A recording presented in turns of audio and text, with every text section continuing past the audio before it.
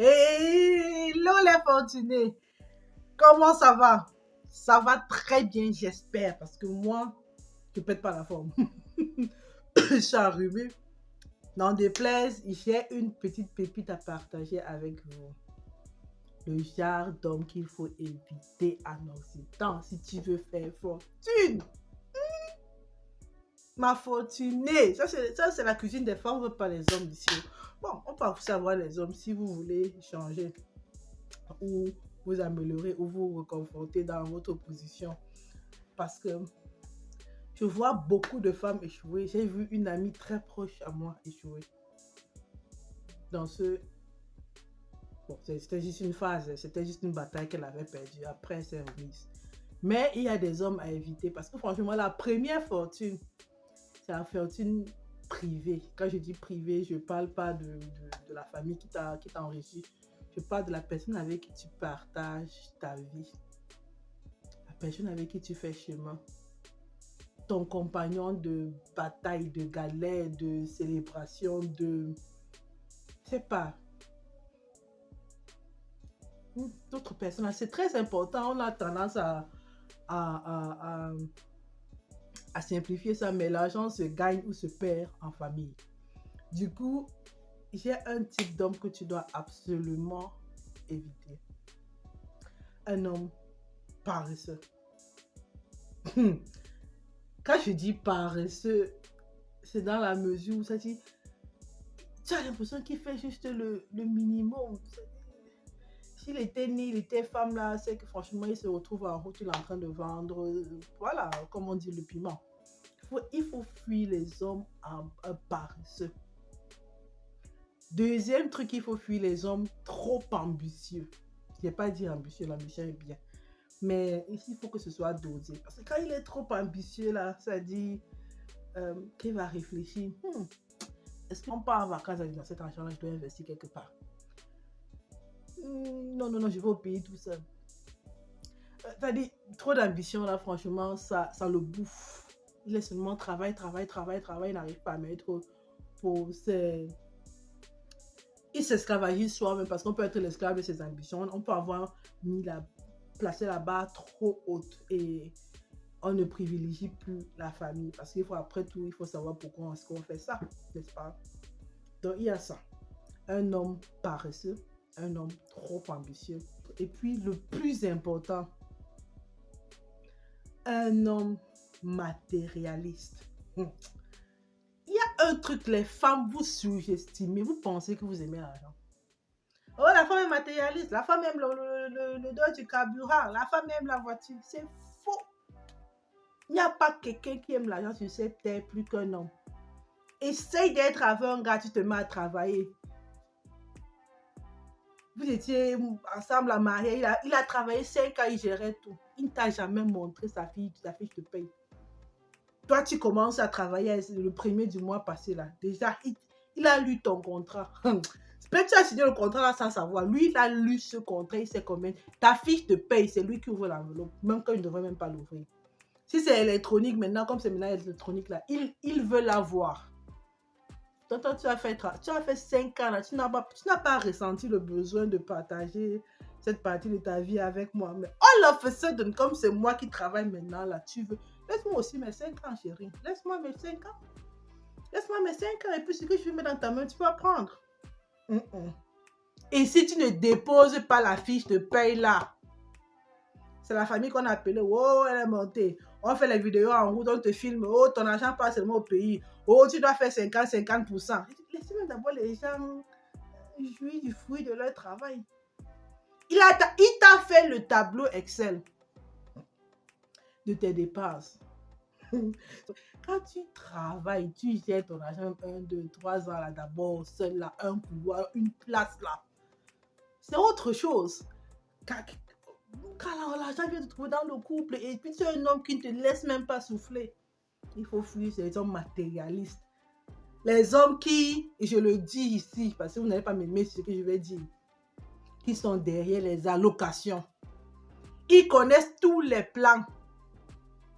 Tu es là, même tu fais les affaires, tu ne sais pas ce que ça apporte.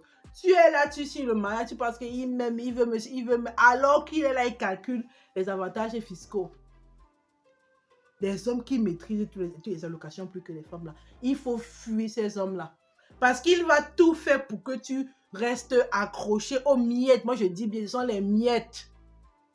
Ce sont les miettes. Aux miettes des allocations. Il dit oui, tu seras machin tout. Mais jamais ne va te régulariser. Si tu veux titulariser une femme en Occident, ce n'est pas la bague. C'est être homme. Get me. Ok, ils boivent un coup là, parce que sinon, il faut parler là, c'est maladie. Donc, il y a ça. Les hommes matérialistes, il faut les fuir. Il faut tester les hommes qui sont... les hommes sont matérialistes. Pourquoi? Comment est-ce qu'il gère 10 euros, 20 euros, 30 euros? Est-ce qu'il a la main ouverte? Parce que si avec 100 000... Non, 100 000 euros, il y a trop. Je voulais parler de 100 euros, pardon. Si avec 100 euros, là, il n'a pas ta place, là, même c'est pas selon ton pourcentage. L'autre dira 50%. Il y a d'autres qui va dire non, 20% me suffit. Si on donne 20 euros, quand il a 100 euros, ça va. Donc 20%. Si c'est 50%, l'autre va dire les gros corps là, ils vont dire que non, tout ce qui est là, là c'est pour moi, c'est la sorcellerie. Mais bon, selon ton pourcentage qui te rendra heureuse. S'il n'est pas prêt à acheter Shibasa, à te donner ça, n'est-ce pas? C'est pas quand il aura 100 000 euros, 1 million d'euros, que tu vas avoir 10 000 euros. C'est-à-dire juste comme ça que chérie prend. C'est pour tes petits besoins. Même milliardaire, sa femme, tu vas regarder sa femme, tu vas pas la vie. Tu sais, sa femme du milliardaire, ça. Parce qu'il est pingre. C'est comme ça. Prochain type d'homme qu'il faut absolument, vraiment, c'est-à-dire, il faut les fuir. L'homme qui va t'infantiliser, l'homme qui ne te considère pas, qui ne te respecte pas. Et je ne dis pas le respect où il te donne les mots, il te dit je t'aime là, je te machin, tu es la machin. On connaît ce mot-là. Non, dans les actes. Actes. Est-ce que quand tu prends une décision, est-ce qu'il écoute? Est-ce qu'il a ton écoute? Est-ce qu'il considère que tu as peut-être ouvert au chapitre? Même si c'est dans la nuit là, comme on dit, la nuit porte conseil, on peut demander, est-ce qu'il vient même, est-ce qu'il pense que tu peux compter 1 plus 1 là? Est-ce que ton avis, est-ce qu'il t'écoute même? Parce que quand il y a un et un qui se mettent ensemble pour former quelque chose, c'est toujours plus grand que une seule personne qui a décidé, C'est ça. Est-ce qu'il te respecte? Parce que s'il te respecte, il va aussi respecter ta souffrance. Il va respecter tes besoins. Même s'il n'est pas d'accord, il respecte. J'espère que je me fais comprendre. C'est-à-dire le respect de tes priorités, de tes besoins, de tes souhaits, de tes rêves. Franchement, à partir du moment où il respecte ça peut pas, votre mari ne peut pas se gâter.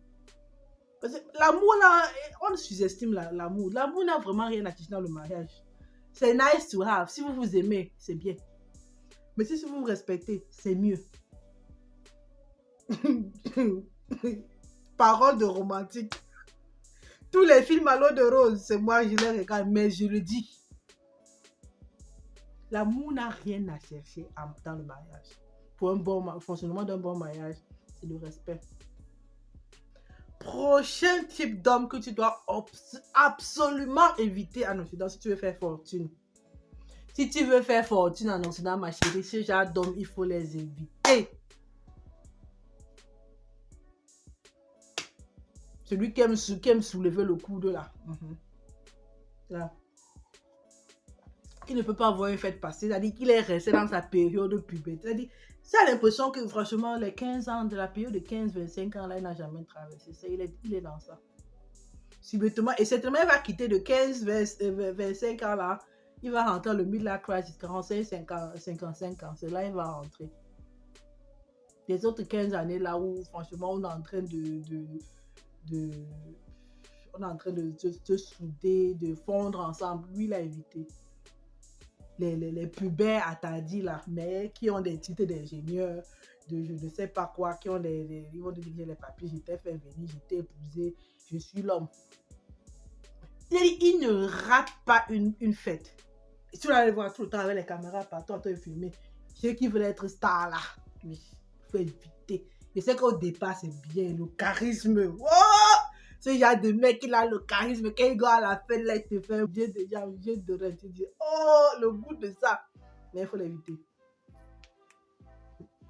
Parce qu'il ne va pas rater une fête. Tu seras tout dans sur les routes. Les accidents. Parce que la route, c'est aussi risquer sa vie. Hein.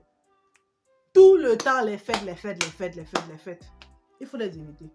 Parce que tu ne vas pas seulement aller dans les fêtes des gens. Là. Il faut aussi, maintenir le charisme, élever le niveau aussi, inviter les gens. Ne pas quand même seulement envoyer chez les gens. Vous allez faire un mariage, de ces mariages, l'anniversaire de 1 an de l'enfant, si ce n'est pas un budget de 5 000 €, c'est que non, parce qu'on est parti chez tel. C'était comme ça, mais je ne veux pas quand même faire un petit truc. On va dire que quoi? Il faut les éviter. Parce que 5 000 €, c'est le capital d'un business pas possible. Il y a les gens qui commencent mais avec 500 €. Vous allez payer un an juste pour la fête d'un jour. Il faut les éviter, les fêtards, là. Les buveurs, les alcooliques, la cirrhose du foie, les guettes. Il faut les éviter. Je sais que ce sont les gars qui ont le charisme, surtout que voilà, ils savent des sapologues. Donc tout ça, c'est la même catégorie. Sapologues, faroteurs, stars, buveurs, là.